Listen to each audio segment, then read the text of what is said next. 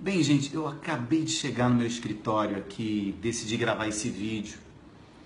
Eu tive uma das maiores experiências da minha vida. O que é a tragédia na vida humana? Ontem eu estava voltando de Brasília, num voo Brasília-São Paulo, São Paulo Navegantes. E quando eu fiz escala em São Paulo, estava chovendo muito, o voo atrasou uns 40 minutos, teve que arremeter. E eu pousei já extremamente atrasado e eu saí de um avião, entrei no outro. Quando eu entrei, fechou a porta, já decolou. E logo depois que passou as nuvens, toda aquela chuva, que desligou ali o alerta de cinto, uma comissária de bordo veio até mim, eu estava no primeiro banco, e ela perguntou: o senhor é pastor? Eu disse sim. O senhor é pastor em Balneário Camboriú? Eu falei sim. Ela: eu te reconheci. Aconteceu um problema no embarque, o senhor pode conversar comigo ali um minuto? Eu disse sim, claro. Aí ela foi até aquele lugar ali onde preparam as comidas e eu me levantei e fui lá. E ela me contou que aquela última senhora que tinha entrado, com uma criança chorando muito, o marido dela tinha acabado de ser assassinado. Ela estava sem dinheiro, o marido era caminhoneiro, ela estava desesperada. E todos estavam muito comovidos com a história dela. E como ela me reconheceu como pastor, ela disse: só o senhor para ajudá-la. O senhor se importa de conversar com ela, de dar uma palavra, de orar por ela? Eu falei: claro que não. Para mim é um prazer. E eu sentei do lado da senhora, pedi permissão para conversar com ela. E ela me contou uma história que o marido dela, caminhoneiro, o pai dela tinha comprado esse caminhão para ele viajar. E quando deu agora o verão, ele foi fazer uma viagem longa. Eles são de perto de Rio do Sul, Santa Catarina. Eles iam fazer uma viagem muito longa, Recife, Belém, Maranhão, e ele levou ela. Ela estava grávida de gêmeos e tem uma filha de 2 anos e um filho de 9. E todos eles foram em Recife, passearam, descarregou, carregou, foi para Belém. E quando chegou em São Luís, quando ele foi descarregar em um galpão, quando ele virou a esquina do galpão, a última roda de trás do caminhão passou em cima da calçada de uma pessoa, bem na quina, eu vi até a foto, quebrou assim uns 60 centímetros da calçada. E ele estacionou no galpão onde ele ia descarregar, e o dono do galpão veio até a casa, bateu e disse: olha, o caminhão ali estragou a calçada, mas a gente já vai mandar arrumar. E eles ficaram ali, descarregaram e anoiteceu. E ele tinha mais uma outra carga, não dava para ir para o outro lugar que estava fechado, e eles ficaram ali. Ela disse que desceu do caminhão com os filhos, arrumando as roupas para ir a um banheiro tomar banho.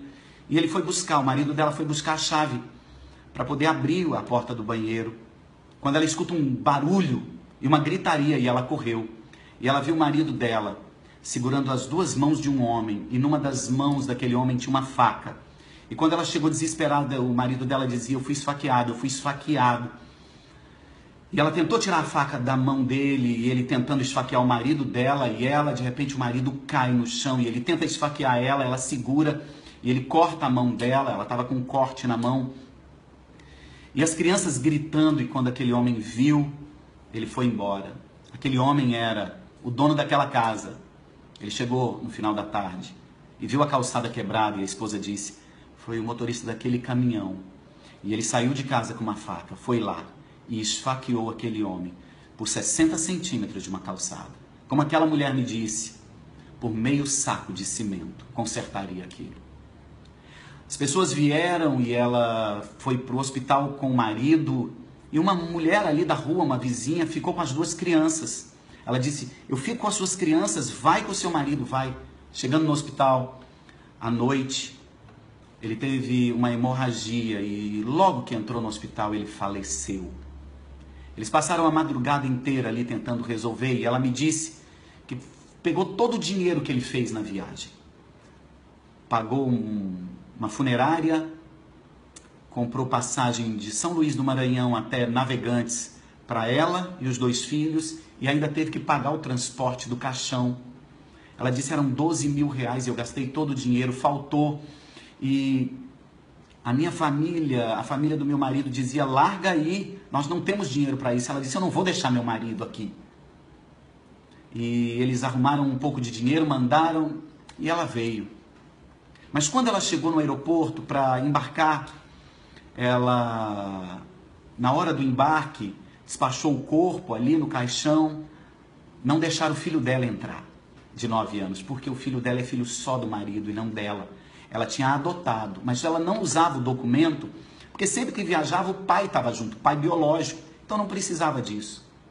E a companhia aérea e o juizado ali não permitiram ela embarcar. E ela em pânico, vendo o caixão entrar no avião, e ela não pôde embarcar com a criança. E aquela mulher da rua ali que tinha ficado com as crianças disse: vai e acompanhe o corpo do seu marido, eu fico com seu filho até você poder buscar.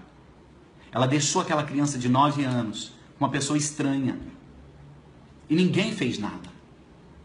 Ela decolou junto com o caixão no bagageiro do avião, mas quando foi pousar, viu uma chuva muito forte em São Paulo.